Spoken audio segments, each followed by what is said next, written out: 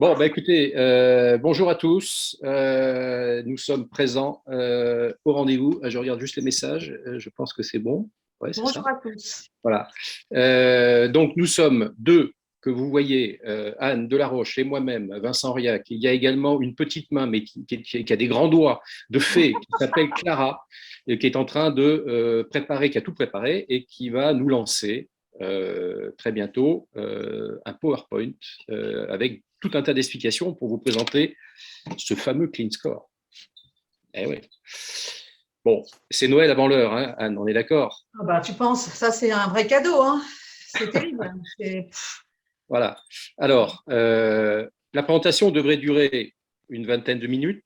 Elle est courte, elle est aussi courte que le Clean Score est simple. Et ensuite, c'est, je dirais, open à vous pour nous poser plein de questions. Je pense qu'un certain nombre ou beaucoup seront répondus par le PowerPoint, mais tout à fait possible, évidemment, et souhaitable qu'on échange là-dessus. Clara, vous pouvez mettre en mode diaporama, pour que ce soit encore plus grand. Et puis, on va commencer. Voilà. Alors, Anne, généralement, quand on fait la présentation, on n'en est pas notre première présentation. Elle dit regardez bien le logo, on en est très fiers. Oui, on est très fiers du logo parce qu'en fait, d'habitude, c'est le signe du yin et du yang. Et nous, c'est le yin et le yang et encore autre chose. Et c'est trouver ça un petit peu amusant, surprenant de voir un logo comme celui-ci. Et l'idée, c'est que le Clean Score repose sur 3 marqueurs. Voilà, on va développer. On va développer. Alors, vous nous connaissez déjà, puisqu'on s'est présenté à vous, là, il y a quelques secondes. C'est nous qui sommes derrière ce Clean Score. Tout est parti d'une rencontre, d'un déjeuner au début de l'année. C'est un peu comme toujours, vous savez, c'est les fameux 9 mois là, pour arriver à enfanter quelque chose. C'était un déjeuner où on devait parler d'ISR, que j'avais demandé à organiser avec Pascal Bossan. J'avais demandé de réunir des CGP engagés. Et donc, on a fait ce déjeuner qui était chez Ève Maridion, qui est une CGP bien connue. Et voilà, on a échangé sur nos regards, nos attentes, nos observations sur l'ISR. Et puis, c'est parti un peu en échange sur nos pratiques au sein de nos cabinets. Et puis, quelques semaines après, est né le Clean Score, mais tout est parti d'un déjeuner et rien n'était prémédité. C'était juste, comme on dit, un beau rendez-vous, voilà, et un beau hasard. Absolument. Anne, à toi.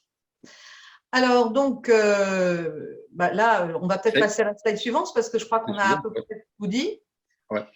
sur la genèse du… Et Anne, il y a des, Clara, si on revient juste sur la slide d'avant, il y a des indices là, pour notre Clean Score. On a déjà des pratiques sympas. Oui, toi, tu es adhérente, vas-y, tu peux le dire. On est déjà impliqués. Moi, je suis au 1% pour la planète déjà depuis 2 ans, je crois. Et puis, je fais aussi partie des AFR, hein, c'est-à-dire les acteurs pour la finance responsable. En fait, j'essaye de voir un petit peu tout ce qui se passe là-dedans, dans cette thématique, de voir qui fait quelque chose.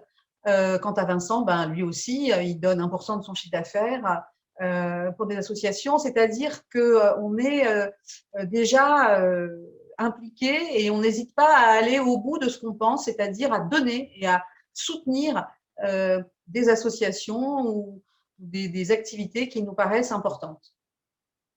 Voilà. Ok, on peut peut-être remettre le mode diaporama, Clara. Voilà, slide numéro 2. Enfin, 2, voilà. 3. Donc, oui. alors, ce qui a été un petit peu le détonateur, c'est de voir 2 mouvements simultanés et opposés. D'une part, l'offre ISR qui explose et qui est le relais de croissance de notre industrie mondialement, l'offre d'investissement vert, qui fait la belle fortune de toute notre industrie, qui fait qu'on n'a pas vu passer la crise Covid dans les résultats de nos activités. Et parallèlement, une montée du greenwashing, c'est-à-dire des accusations multiples face à cette montée de l'ISR, des accusations multiples qui visent à décrédibiliser les sociétés de gestion qui fabriquent ces produits verts en disant ils font ça juste pour gagner de l'argent et puis d'ailleurs c'est pas vraiment ça et puis d'ailleurs voilà. Donc ces accusations de greenwashing, nous ça nous ennuie énormément parce qu'on est convaincu que il est absolument nécessaire pour votre activité, pour le monde de manière plus générale, de se verdir et de changer. Donc, on a réfléchi au Clean Score en se disant il faut que les sociétés de gestion qui font bien le boulot, elles ne soient pas discréditées par ces accusations qui éclaboussent tout le monde. Bon, ça, c'est vraiment le point crucial. Le deuxième point, c'est que nos clients et nous-mêmes, d'une certaine manière, sommes un peu perdus face à la complexité et à la multiplicité de l'ISR, de tous ces critères, et qu'il nous faut de la simplicité. On a besoin de simplicité. Quand on veut promouvoir quelque chose, on fait simple, parce qu'il n'y a que les idées simples qui fonctionnent et qui se répandent efficacement. Donc ça, je l'ai déjà dit, nous, Vincent et moi-même, nous pratiquons déjà ce genre de choses. Je n'avais pas tout à fait fini la slide d'avant, si. J'avais dit tout ce qu'il y avait à dire là-dessus. Je ne sais plus.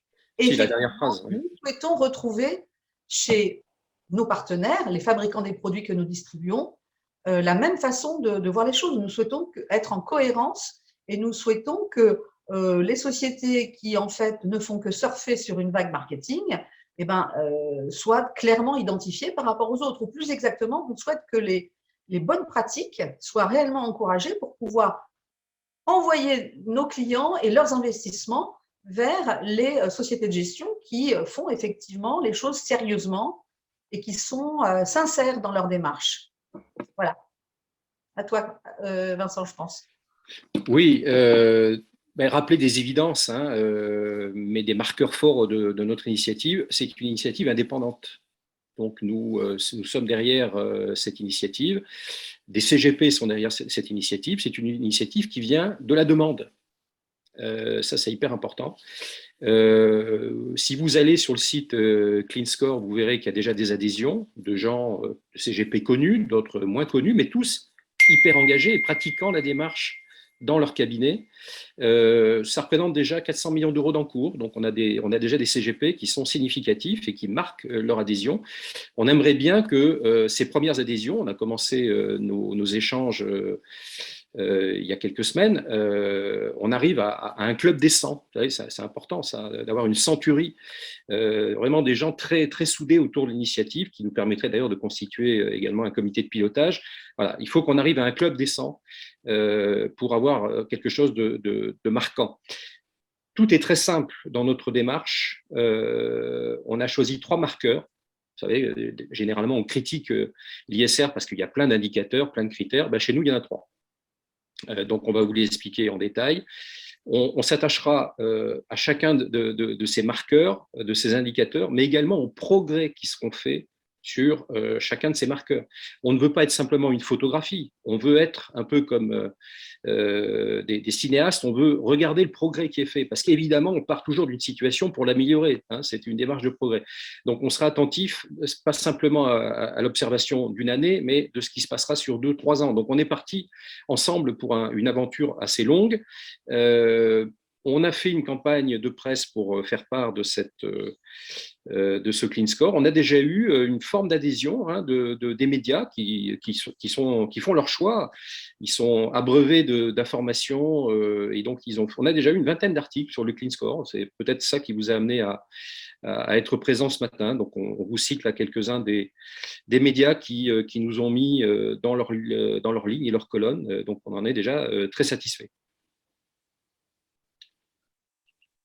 Tout à fait. Alors, Anne, à toi sur les 3 marqueurs, et on vous les dévoile ici. Donc, voici les 3 marqueurs qui vont constituer un score.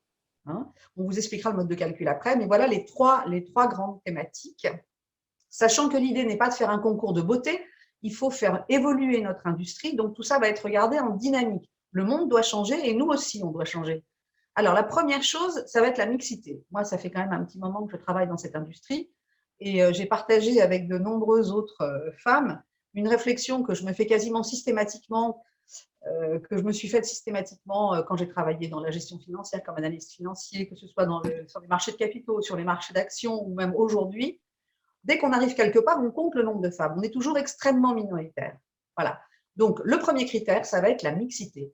Notre industrie, elle doit évoluer comme toutes les autres et donc il faut qu'il y ait plus de femmes à des niveaux de responsabilité. Donc le premier marqueur, c'est le nombre de femmes présentes parmi les 10 premières rémunérations de la société de gestion.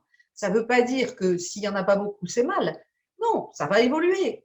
On va évoluer tous collectivement. Donc ça veut dire qu'on déjà on va regarder sur les 2 dernières années si ça a évolué et puis l'année prochaine, qui sait, ça sera encore mieux. De toute façon, globalement, l'industrie est complètement pas du tout en avance sur ce sujet. Deuxième point, la philanthropie.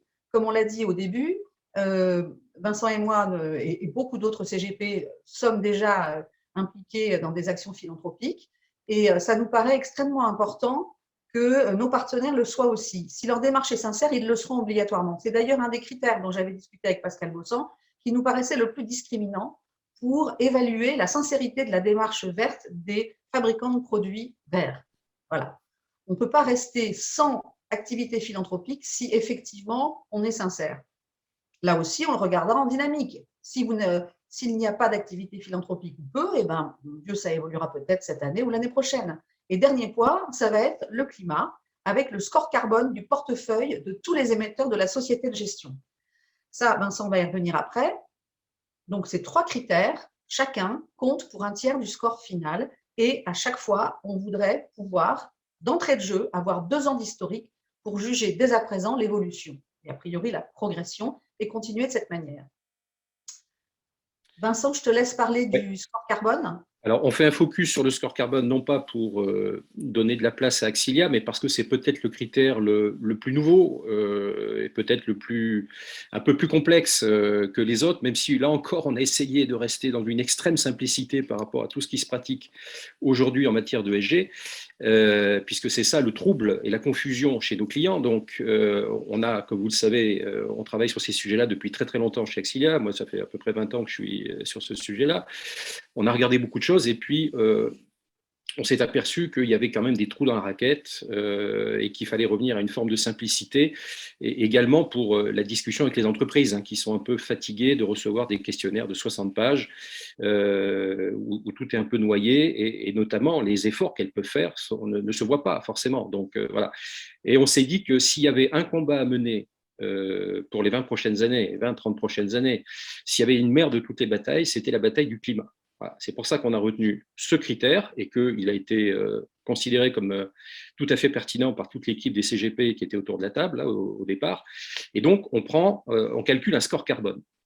Il y a plein de critères environnementaux. On ne retient que celui-là. On est parti du principe que les entreprises ne payaient pas leur facture carbone. C'est-à-dire qu'elles émettaient le CO2, mais elles ne payaient pas le coût associé à ce CO2. Le CO2 qui est émis crée tout un tas de problèmes de réchauffement, d'inondation, d'incendie, où l'actualité malheureusement en est remplie, et puis également des perturbations économiques et sociales. C'est-à-dire que des gens qui ne pourront plus exercer leur métier parce que, par exemple, dans l'agriculture, et ne pensons pas qu'à nous, pensons aux pays du Sud, des agriculteurs, avec l'augmentation de la température, seront chassés de leurs terres, ne pourront plus cultiver, et tout ça, ça va faire des pertes de revenus. C'est parfaitement documenté par des économistes du climat. Nous sommes partis de faits scientifiques. C'est ce qui est également une ligne, je dirais, solide derrière cette réflexion. Et donc, on a construit une facture carbone. On prend toutes les émissions de CO2 émises par l'entreprise. Je dis bien toutes les émissions de CO2, scope 1, 2 et 3. Pour ceux qui ne sont pas forcément familiers de ces aspects-là, le scope 1, c'est le CO2 émis dans l'entreprise lors de la fabrication des produits. Le scope 2, le scope 2, c'est les émissions de CO2 liées à l'énergie qui est consommée. Et le scope 3, c'est le CO2 qu'on embarque avec les achats venant des fournisseurs, et c'est l'usage des produits par les clients. Donc, très généralement, malheureusement, les gestionnaires de portefeuille ne considèrent que les scopes 1 et 2, ce qui est une vision extrêmement tronquée de la réalité. À peu près 20% des émissions sont logées dans les scopes 1 et 2, 80% sont logées dans le scope 3. C'est assez gênant de ne pas tenir compte du scope 3, ce sont des chiffres du CDP, ce ne sont pas des chiffres d'Axilia. Donc nous avons décidé de prendre déjà toutes les émissions de CO2 de l'ensemble du cycle, du puits à la roue, de la fourche à la fourchette. Et c'est ça un peu la nouveauté, c'est de raisonner en euros. On convertit ces émissions de CO2 en euros, puisqu'il y a un coût, il y a des dommages associés, il y a des coûts environnementaux et sociaux associés à ces tonnes de CO2 qui sont émises dans l'atmosphère. Et donc, du coup, en multipliant des quantités par des prix, on se retrouve avec une facture qui est un langage assez commun et tout à fait compris dans les sociétés. On rapproche cette facture de l'EBITDA, donc du résultat d'exploitation, et on regarde si l'entreprise est capable de la payer ou pas. Il y en a à peu près 1 sur 2 qui est capable de la payer, l'autre moitié qui n'est pas capable. C'est quand même assez énorme de savoir qu'une entreprise sur 2 n'est pas capable de payer une facture carbone. Elles en payent plein d'autres, les salariés, les fournisseurs, les taxes, mais elles ne payent pas la facture carbone. Ça va devenir intéressant de mesurer cette capacité. Pour rendre les choses plus simples, on a fait une espèce de Nutri-Score de ce risque carbone. Donc, on place le curseur sur la capacité de l'entreprise à payer facilement ou très difficilement cette facture. Donc, c'est le pourcentage d'EBITDA qui est mangé par la facture carbone. De A, tout se passe bien. À F, c'est vraiment assez critique. Et donc, l'avantage de tout ça, c'est que pour la première fois, là où on avait un discours par société de gestion, ce qui était assez compliqué pour nous, CGP, à décoder, on va avoir une métrique universelle qu'on va pouvoir appliquer à toutes les sociétés de gestion, quelles qu'elles soient. Voilà. Donc là, on change de paradigme. Et c'est pour ça qu'on a retenu également, tous les CGP ont souhaité retenir cette méthode. Voilà. Donc la slide suivante. Anne, à toi. Donc là, on voit donc nos 3 critères, nos 3 marqueurs listés, et surtout, vous voyez, comme le disait Vincent, façon Nutri-Score, de A à F, quels sont les pas, quels sont les degrés d'évolution en fonction de l'évolution de chaque marqueur. Donc le premier, en ce qui concerne le climat, on va de 0% à 200%, ça veut dire est-ce que la société ou l'émetteur moyen dans lequel la société de gestion investit arrive à gagner, à dégager un bénéfice en dehors de l'EBITDA une fois qu'il a réglé sa facture carbone ou pas. Donc à A, il a 30%, il gagne 30% au-delà. Donc c'est tout à fait optimal et idéal. Et en revanche, à F, là, ça veut dire que non seulement il n'est pas capable de faire sa facture carbone, mais 2 fois même. Enfin, bon, là, ça veut dire que si effectivement le principe pollueur-payeur s'applique, cette société, elle est en risque immédiat d'activité. Elle va être en cessation d'activité. Ça va être terminé. Et quand on est à 100%, bon, ben voilà, on est juste à l'équilibre, on a juste les moyens de faire face à sa facture carbone. Alors évidemment, aujourd'hui, ça paraît tout à fait de la science-fiction d'imaginer que les sociétés seraient amenées à payer cette facture carbone. Maintenant, je ne suis pas certaine qu'à l'avenir, on ne va pas progressivement y arriver. Enfin, ce n'est pas invraisemblable. Alors, Vincent et moi-même, nous nous sommes appliqués les critères que nous vous proposons. Donc, nous avons calculé pour les investissements que nous conseillons à nos clients le score carbone. C'est-à-dire que Axilia a calculé pour tous les fonds que je détenais, dont j'ai transmis la liste à Vincent, le score carbone. C'est-à-dire que chaque fonds, on a regardé chaque société ligne à ligne, on a regardé le score carbone de chaque société et ensuite défini le score carbone du fonds et ainsi de suite pour tous les fonds que j'avais. Et Axilia a fait de même pour lui-même. Et on voit que Vincent, avec Axilia, est à B, tandis que je suis à C, sachant que moi, j'ai pratiquement 70% d'ISR. C'est vraiment, le label ISR, c'est quelque chose que j'ai retenu j'ai entre 60 et 70%, c'est fluctuant. C'est vraiment quelque chose que j'ai reconnu en première intention pour discriminer les fonds que je souhaitais avoir. On reviendra. Anne, juste pour dire que tu es quand même une parfaite sélectionneuse, je précise que tous les fonds labellisés ISR n'ont pas la note de C. Hein. Tu as fait des choix qui étaient pertinents. Il y a des fonds labellisés. On a fait une étude il y a une semaine chez Axilia, vous la retrouverez sur notre site. Il y a des fonds labellisés ISR qui ont F. Hein. Donc, en étant C, tu as fait un choix éclairé, je dirais. Oui, en un sens, en même temps, bon, après on y reviendra peut-être, il est vrai que la période, c'est-à-dire, en fait, c'est le contexte de la pandémie, a fait qu'on s'est plutôt orienté vers les valeurs de croissance qui, a priori, ont des scores carbone moins méchants que des valeurs cycliques, etc. Donc, il y a aussi cet effet-là qu'il faut prendre un peu en compte, mais ça, c'est dans un second temps.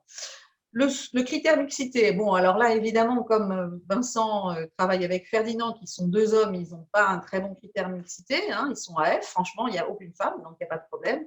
Et en ce qui me concerne, comme je travaille seule et que je suis une femme, évidemment, j'ai eu la note A. Bon,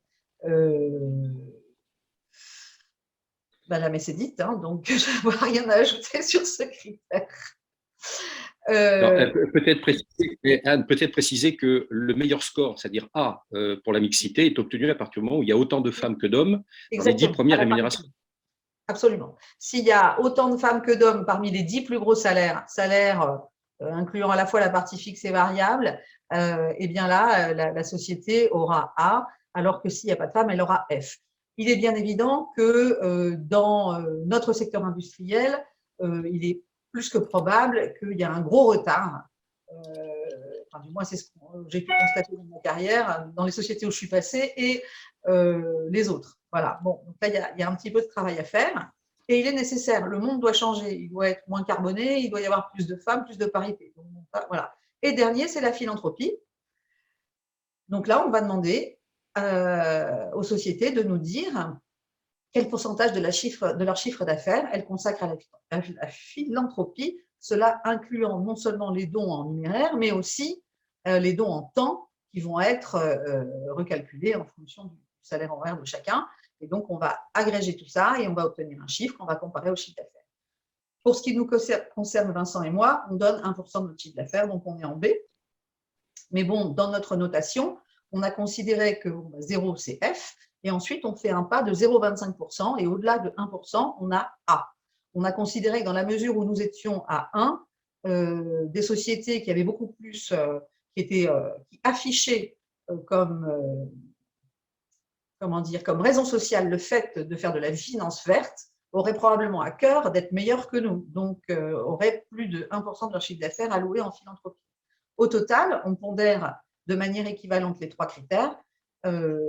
Alors, je dois mon relatif succès par rapport à Vincent au fait que je suis une femme et que je suis seule dans mon cabinet, mais sinon, on devrait tous les deux se situer autour de C. Bon, là, il se trouve qu'on est entre B et D. Maintenant, peut-être que l'an prochain, Vincent, tu progresseras, peut-être que tu embaucheras une femme, va savoir. C'est-à-dire que mais ça ne sera pas le cas, si on tordait le cou à ce critère en intégrant nos fantastiques stagiaires, on serait déjà assez, parce qu'on a 2 tiers de stagiaires on a deux super stagiaires, donc Clara, donc, que j'ai déjà présenté. Il y a Louise également qui travaille sur tout ce qui est impact.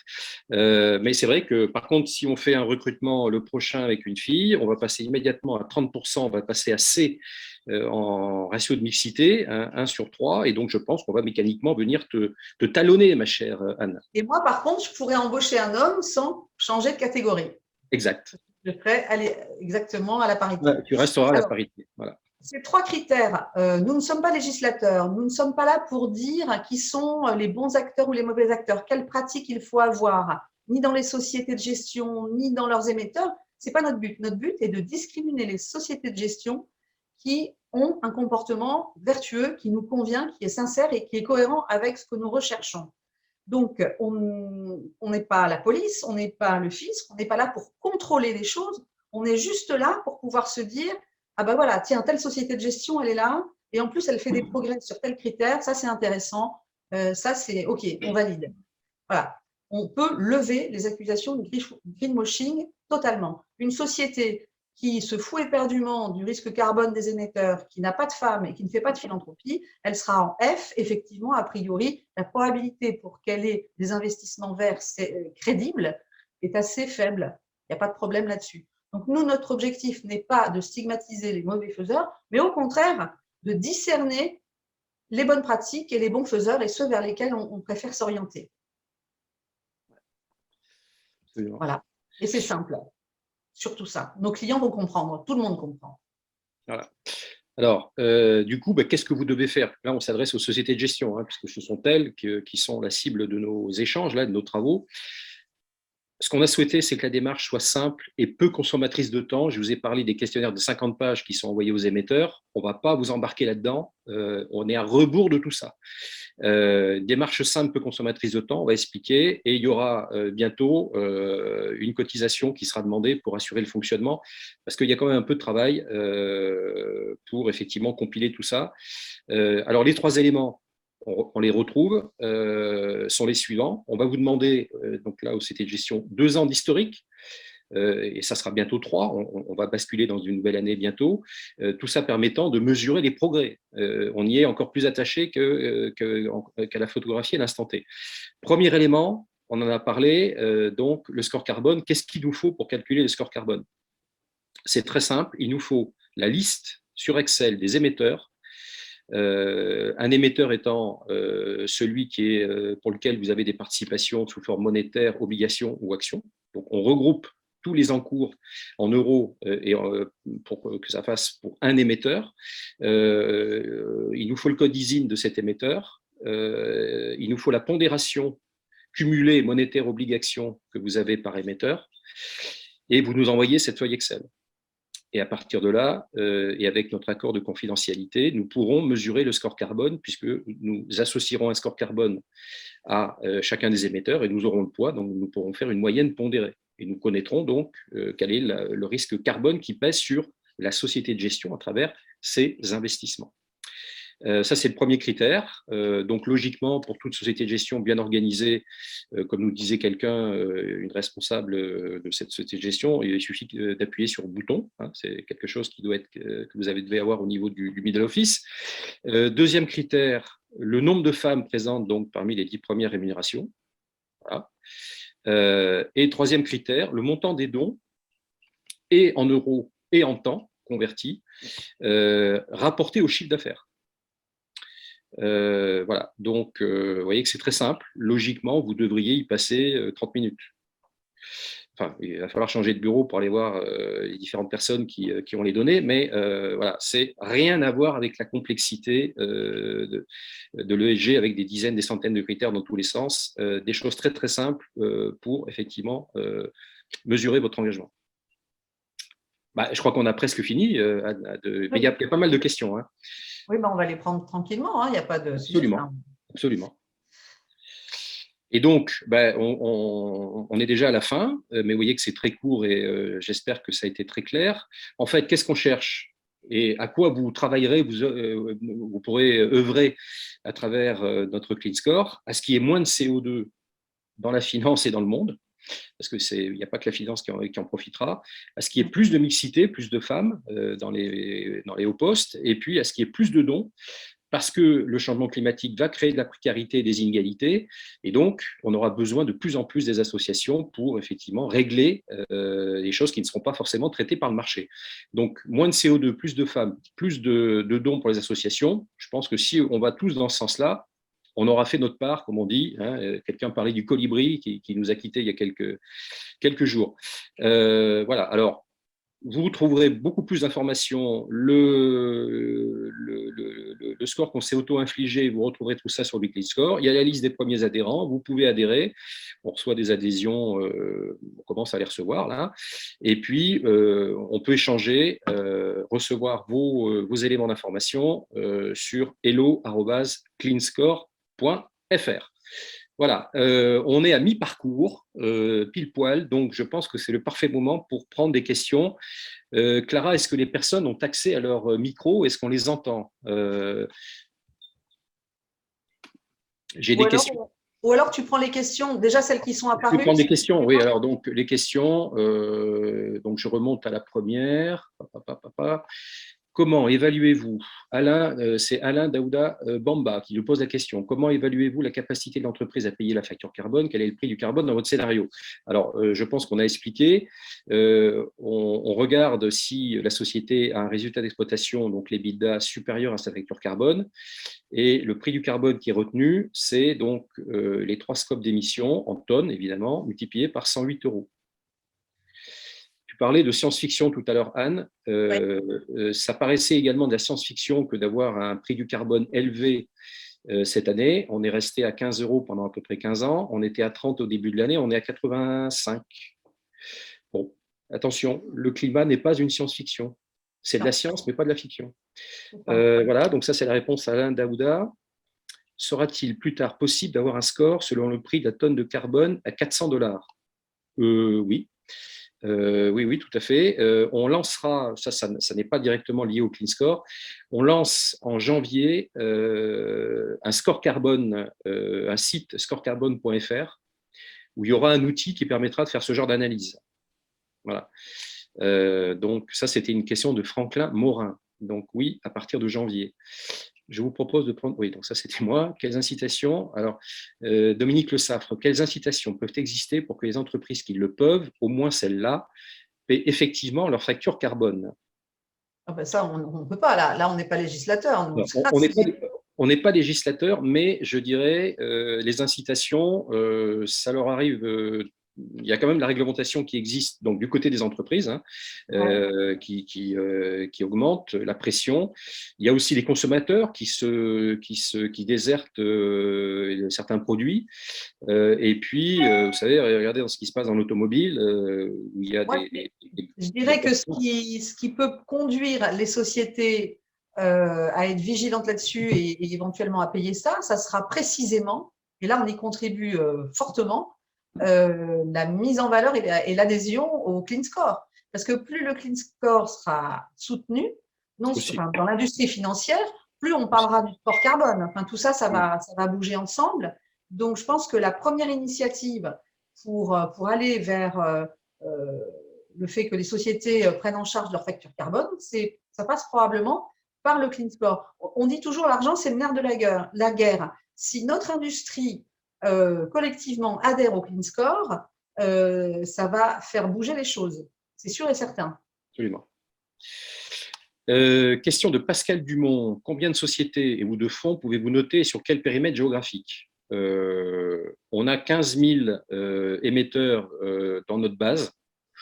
Donc, je pense que ça répond à un périmètre très, très large. Donc, voilà, 15 000, c'est très largement un indice mondial. C'est beaucoup plus large, bien évidemment, qu'un indice européen. Donc, a priori, on n'aura pas de contrainte. La seule contrainte, c'est tout ce qui est non coté. Là, effectivement, ce n'est pas dans le radar. Mais je pense que très largement, là encore, les sociétés de gestion sont sur du côté. Donc, voilà. Michel Holguin. Alors, il y a beaucoup de… Je suis désolé, Anne, il y a beaucoup de questions sur le climat. Hein. En même temps, on ne s'est pas trompé. On ne s'est pas trompé en mettant un tiers de la pondération sur le climat, hein, la preuve. Non, non. Si le climat est le combat prioritaire, pourquoi n'avez-vous pas donné une pondération plus importante à ce critère? Parce que tout est important et parce que l'ISR, hein, ça n'est pas qu'une question climatique, ce sont des questions éthiques. Alors maintenant, on va peut-être prendre les problèmes plus généralement. Les questions éthiques sont au centre de la vie économique de manière générale et on ne se focalise pas que sur le climat. Si aujourd'hui, des sociétés, quelles qu'elles soient, veulent attirer des talents, il faut qu'elles aient quelque chose à dire hein, sur des questions éthiques et ça ne se limite pas au climat. Ça contient le climat, mais il y a aussi ces problèmes qu'on vient d'évoquer de diversité, d'implication dans la société civile, de dons. C'est global. On ne peut pas se limiter au climat. Il faut que tout évolue simultanément. C'est compliqué, c'est multiforme, c'est protéiforme, c'est plein de thématiques en même temps. Pour autant, aujourd'hui, les jeunes qui ont des profils particulièrement attractifs sont vigilants sur tous ces critères simultanément. Très juste. Voilà. On avait effectivement au début, on l'a enlevé maintenant, on avait fait des espèces d'équivalence entre le ESG, donc le E, effectivement, c'est le score carbone, le S, c'est la mixité, et on avait mis la philanthropie, les dons, on avait mis dans le G. Et les gens nous disaient, mais pourquoi vous mettez ça dans le G? C'est du S d'habitude, dans les grilles ESG. Et non, nous, on voit ça autrement. Décider de donner 1% du chiffre d'affaires pour des associations, 10% des bénéfices, c'est le cas de certains, ce n'est pas une décision anodine, c'est une décision de direction générale. Donc, c'est éminemment de la gouvernance. Regardons les choses sous le bon angle. Voilà. Et sur le climat, effectivement, c'est prioritaire, on pourrait mettre plus. 33%, je peux vous dire que c'est déjà énorme. Dans l'ESG, c'est tellement noyé dans la masse que vous ne le voyez pas. Il y a des mesures ex post pour calculer l'empreinte carbone des portefeuilles, mais dans les process, c'est pas si clair que ça. Donc voilà, je pense qu'on est plutôt très très en avance en prenant un tiers de pondération sur un critère climatique, et en plus, qui est un critère qui n'est pas dilué, c'est-à-dire que c'est 100%, on est sur 100% du problème en valorisant des émissions de CO2 à 108 € la tonne. On n'est pas encore sur un mélange de critères ESG. Une autre question de Pascal Dumont. Au regard du label ISR, pour ne prendre que celui-ci, êtes-vous complémentaire ou en substitution? Ça, Anne, tu sais répondre à ça. Alors, c'est totalement complémentaire. Comme je le disais précédemment, les fonds c'est autre chose. Moi, je soutiens le label ISR. On n'est pas du tout en rivaux du label ISR. Au contraire, le label ISR, il a été l'objet d'un rapport de l'Inspection générale des finances en 2020, moyennant quoi il est en refonte complète. Tout est un peu bouleversé, de telle sorte que sa crédibilité ne puisse plus être remise en cause. On va voir ce qui va sortir de cette réforme, ça commence à venir, mais nous, on n'est pas en train d'analyser des fonds. Nous, on va un échelon plus haut, on regarde les acteurs qui fabriquent les produits. Et c'est à eux qu'on s'adresse, et c'est à eux qu'on pose la question de savoir si on est en cohérence, s'ils sont en cohérence avec nous, et s'ils sont bien sensibles aux mêmes marqueurs que nous. Donc, on est tout à fait complémentaires. Mais disons que je pense que le Clean Score est intéressant parce que il est plus général. Il est plus général et surtout, il est beaucoup plus simple. Je pense que le label ISR, je ne sais pas du tout ce qu'on peut présager de l'évolution qui va arriver. Je pense qu'il va y avoir de plus en plus d'exigences sur les thématiques au sein du label ISR, sur les manières dont les fonds s'emparent des critères, qu'est-ce qu'ils visent, qu'est-ce qu'ils cherchent à mettre en valeur, etc. Mais ça, ce n'est pas notre sujet. Nous, on est monté d'un cran et on est au-dessus, on s'adresse directement aux fabricants des produits. Donc, on est complémentaires, complètement complémentaires. Et on a besoin du label ISR. Absolument. Et puis je pense, Anne, si on rencontre beaucoup d'adhésions, on peut aller plus vite avec le Clean Score.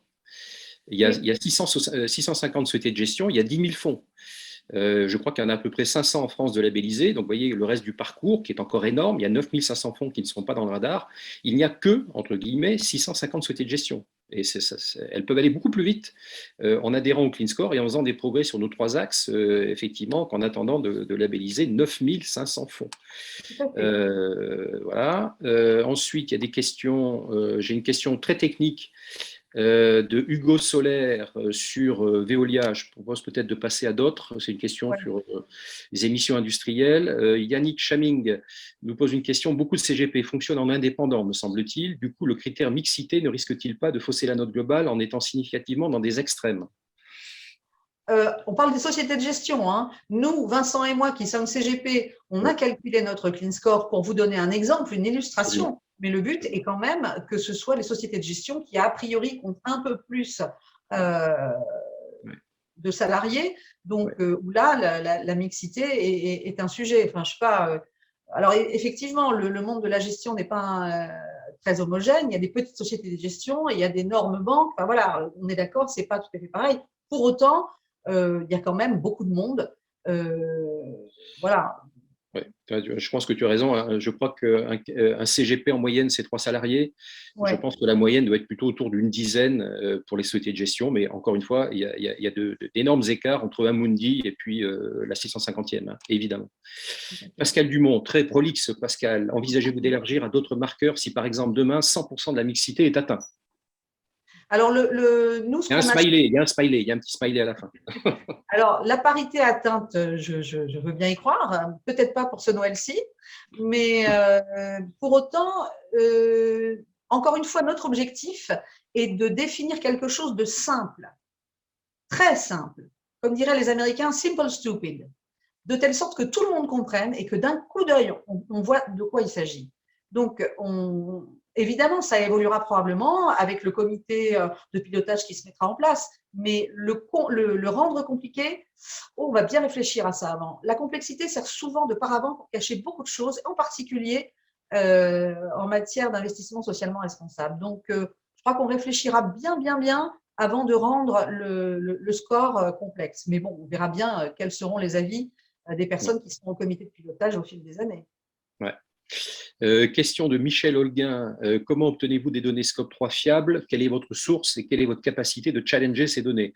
En très court, les données viennent de Trucost, qui est un leader historique sur le sujet. Sont-elles fiables? De plus en plus. Est-ce que vous les challengez? Oui, nous avons déjà discuté avec une quinzaine de sociétés du CAC 40 qui déjà nous confirment que c'est bien le scope 3 sur lequel il faut travailler. Aucune n'échappe à ce constat. Les plus en avance sont déjà très en avance, très fiables, et les plus en retard sont en train de chercher un consultant, mais aucune ne remet en cause le principe de calculer un scope 3. Encore une fois, je vous rappelle, 99% des gérants ne tiennent pas compte du scope 3. Remettons les choses dans l'ordre. Voilà.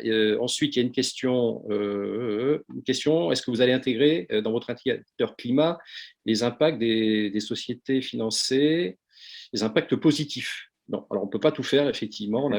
On a une vision scientifique. Il y a un a priori, un postulat, Yannick, derrière ce qu'on fait. Il faut réduire les émissions absolues. On peut effectivement en éviter. Il faut surtout réduire les émissions absolues. Rappel, en 2050, il ne faudra plus émettre de CO2. Donc, c'est bien sur les émissions absolues qu'il faut fixer notre attention. Et les boîtes y travaillent, d'ailleurs. Ensuite, il y a une question. Est-ce que le score carbone est calculé pour l'ensemble des fonds ou par fonds? Non, il est calculé sur tous les émetteurs et donc de facto, et sur les fonds et sur les mandats. On regarde tout le périmètre des émetteurs de la société de gestion. Il est holistique, hein, notre calcul. Beaucoup plus fiable de ce point de vue-ci beaucoup plus englobant que de regarder quelques fonds. Quels sont les critères pour regarder un don comme éligible? Est-ce forcément une association? Est-ce que ça peut être un financement sans retour financier attendu? Est-ce que cela doit être nécessairement une association reconnue d'utilité publique? On prend tout, hein. Du moment que ce n'est pas une secte et que c'est effectivement une association éligible, voilà, il n'y a pas de sujet. Je pense que les sociétés de gestion font elles-mêmes attention à cet aspect-là quand elles choisissent leur partenaire. Hein. Bien sûr. Daniel Tondu, est-ce que vous envisagez de faire un score sur la base des scopes 1 et 2? Le scope 3 est non seulement difficile à calculer, mais surtout, il ne concerne pas directement l'entreprise. Les émissions des fournisseurs et des clients n'est pas la responsabilité de l'entreprise. J'ai écouté ce matin le patron d'une ETI française sur BFM qui disait qu'il travaillait avec ses fournisseurs pour… non, c'était même le PDG de Plastic Omnium, c'est un peu plus gros qu'une ETI, qui disait que le défi, effectivement, c'était que, par exemple, les pare-chocs soient dans du plastique recyclé, donc on est bien dans le scope 3. Donc pour répondre à la question de Daniel, non, nous ne calculerons pas les émissions de CO2 sur le scope 1 et 2. Encore une fois, le scope 1 et 2, c'est 20% de la vérité. On ne peut pas travailler sur ce sujet en regardant 20% du problème. Ce n'est pas possible. Autre question, Lionel, je n'ai pas son nom, peut-on parler de mécénat car il s'agit d'entreprises pour éviter les confusions? Oui, effectivement. Ah, Lionel Farcy, pardon. Lionel Farcy de Neuflis OBC. On peut parler de mécénat, effectivement. C'est bien de ça dont on parle. Tout à fait. Vous avez les données Scope 3 pour les 15 000 émetteurs, donc ça j'en ai déjà parlé. Thierry Bissaga, donc de Esteval, comment appréhendez-vous le cas spécifique des sociétés de gestion entrepreneuriale, de certaines jeunes boutiques de gestion aux moyens réduits, aux équipes limitées, mais dont la démarche peut néanmoins être aussi sincère qu'audacieuse? Bonne question. Mais on est d'accord, nous aussi on est des petites structures au budget limité, hein, et pourtant voilà, on essaye de faire, et Vincent comme moi, on connaît bien. Moi, je suis toute seule dans mon cabinet, hein, donc on peut dire limité, je crois. Pour autant, ça ne m'empêche pas de donner 1% de mon chiffre d'affaires, de regarder le score carbone des placements que je conseille à mes clients, et voilà. Et peut-être d'embaucher un homme pour aller vers plus de parité l'année prochaine. D'ailleurs, je pense que là, tu le soulignais tout à l'heure, Anne, il faut se regarder, être objectif. On a des progrès à faire. Je vois beaucoup de bicorps, par exemple, dans des secteurs autres que la finance. Je crois qu'il n'y en a que 2 sociétés de gestion labellisées bicorp. Elles sont plutôt très grosses. Relativement très grosses. Et donc, dans les créations de sociétés de gestion, il devrait y avoir plus de bicorp, comme il y en a beaucoup dans les créations de jeunes entreprises. Hein. Donc, voilà. Et le Clean Score, quelque part, va mettre un peu le doigt là-dessus. Donc, on a une question sur le scope 3. On a répondu. Je vous renvoie vers les écrits de la BCE en juillet 2021 qui commandent, il n'y a pas d'autre mot, qui commande aux banques d'avancer sur les réflexions et sur les plans climat et de ne pas s'arrêter à l'imperfection des scopes 3, mais de les construire et de les améliorer avec leurs clients, mais surtout pas de prendre l'idée et l'hypothèse des scopes 3 imparfaits pour ne rien faire.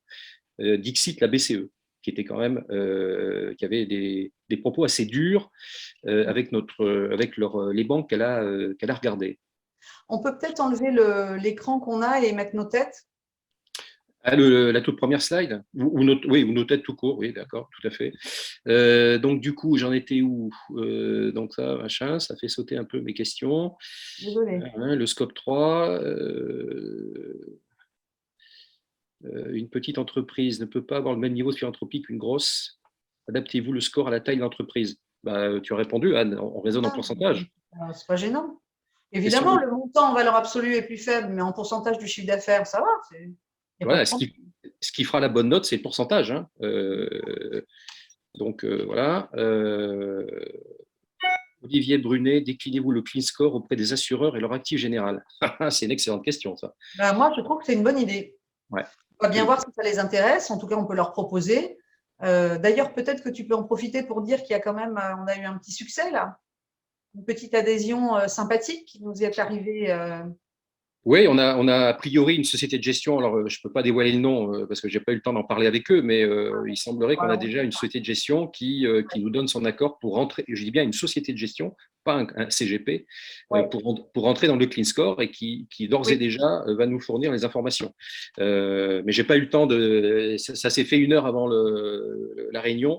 C'est une société de gestion qui est clairement impliquée dans la finance verte depuis très longtemps. Et vraiment, ça nous fait extrêmement plaisir qu'ils démarrent, qu'ils ouvrent le bal du côté des sociétés de gestion parce qu'ils sont fort connus, ils ont beaucoup de notoriété là-dessus. Et voilà. En tout cas, pour les assureurs, sur le principe, rien ne s'oppose à ce qu'on puisse calculer un clean score. Rien. C'est les mêmes ratios. Sur l'actif général, par contre, il va falloir les récupérer. Hein. C'est encore plus compliqué d'avoir des inventaires d'actifs généraux que de fonds. Mais ce serait une belle transparence là aussi, parce qu'il y a 1800 milliards d'euros là-dessus. Et voilà, donc, les états à 4, ils sont disponibles. Alors, ils ne sont pas sous la feuille, mais ils sont disponibles. À 5, de mon temps, ils s'appelaient à 4, mais peu importe. Après, c'est l'inflation. C'est l'inflation. On a besoin d'eux pour nous donner les chiffres de mécénat et ça. Mais moi, je trouve que ce serait tout à fait logique. Oui, c'est en termes d'encours, c'est vrai que voilà, les sociétés de gestion sont plutôt sur la partie unité de compte des contrats d'assurance, mais effectivement, sur la partie fonds en euros, il serait tout à fait pertinent de regarder les assureurs. Hein. En même temps, à mon avis, il serait probablement pas si mal que ça. Hein. Les investisseurs institutionnels ont été quand même beaucoup à l'initiative sur ces sujets de finances vertes et ont l'habitude de poser des exigences dans ces matières. Hein. Ils ne seraient probablement pas les derniers. Oui, je pense que ça donnerait des bons points à ceux qui sont exigeants dans la sélection des UC. Par exemple. Comme tu le sais, il y a des contrats où on retrouve 1000 UC. Je ne suis pas certain que ça apporte beaucoup de valeur ajoutée en termes de climat, par exemple, de score carbone, puisque là, de facto, on reconstruit la moyenne du marché, qui n'est pas géniale. Donc, voilà. Mais les gens exigeants, comme tu le dis parfaitement, j'ai côtoyé aussi des gérants d'actifs généraux qui sont hyper exigeants sur les émetteurs parce qu'ils savent qu'ils les portent pour 20 balais. Donc, totalement d'accord avec toi, Anne. Une remarque de Philippe Claire. Bravo pour l'initiative qui participe à la convergence actuelle qui vise à activer la finance dans son rôle de transformation de l'économie réelle pour répondre aux urgences environnementales, sociétales et sociales. Je crois que Philippe est un shifter, donc très honoré de ce commentaire. On va dans le même sens. Une question d'Annick de la Borderie. Regardez-vous la méthode de décision de don? Non. Ça, c'est propre à la société. On n'a pas à s'immiscer dans des décisions intra-société. En revanche, voilà, c'est le résultat qui nous intéresse. Mais comment les décisions sont prises, ça ne nous regarde pas. Ouais. Question de Véronique Bresson. Pouvons-nous avoir une indication du coût de l'adhésion? Est-ce que ça sera fixe ou basé sur les assets gérés? Merci et félicitations. Très honnêtement, depuis 8 mois, comme vous l'avez compris, on fait ça en plus de notre métier, en plus du travail qu'on fait avec nos clients.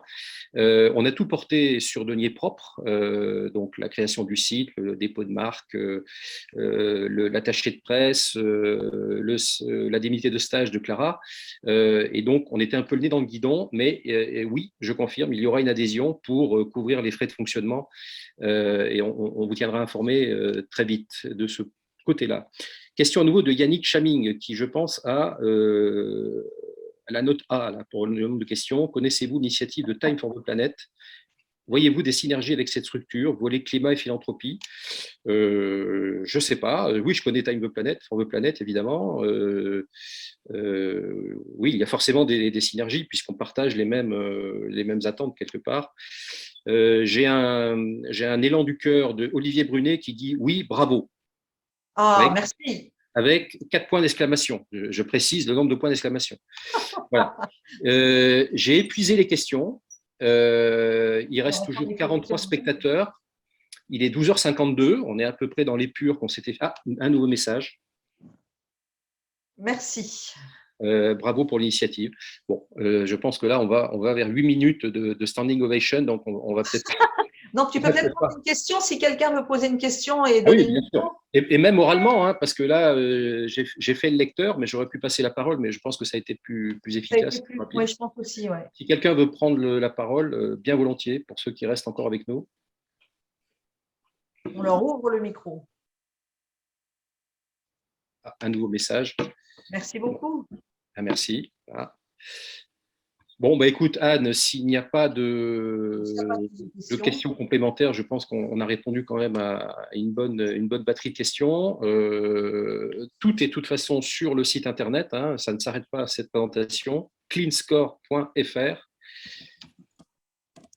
Merci pour votre présentation. Bon, écoute, j'ai l'impression que c'était assez clair.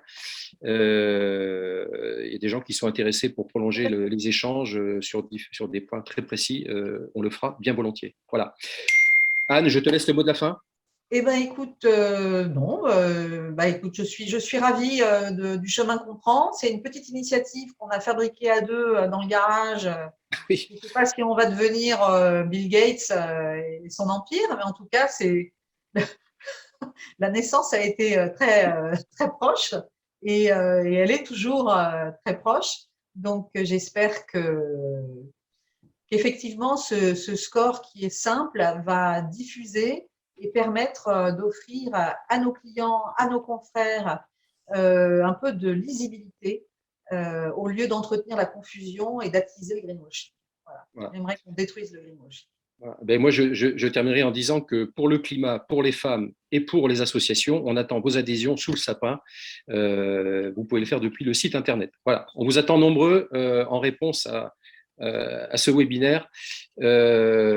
Envoyez-nous vos questions, hein, on y répondra, bien évidemment. Merci à tous. Anne, merci à toi et à bientôt. À bientôt. Au revoir. Au revoir.